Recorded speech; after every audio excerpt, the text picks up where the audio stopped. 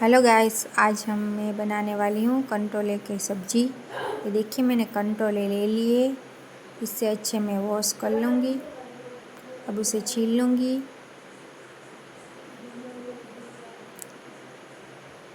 अब उसे कट करूँगी। ये देखो, हमारे कंटोले कट हो चुके हैं। अब डालूँगी मैं कढ़ाई में तेल, प्याज, जीरा, हींग और हमारे कंटोले सब इसमें डाल देंगे। अब इसको थोड़ी देर तेल में पकने दूँगी।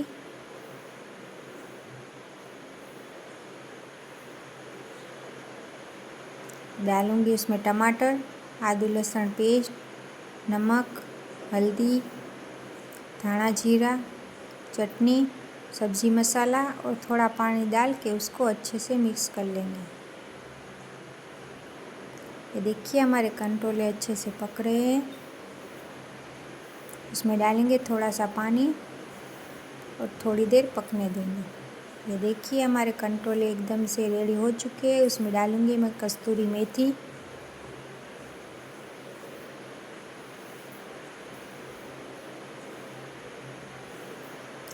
ये देखिए, हमारे कंटोले तैयार हो चुके हैं।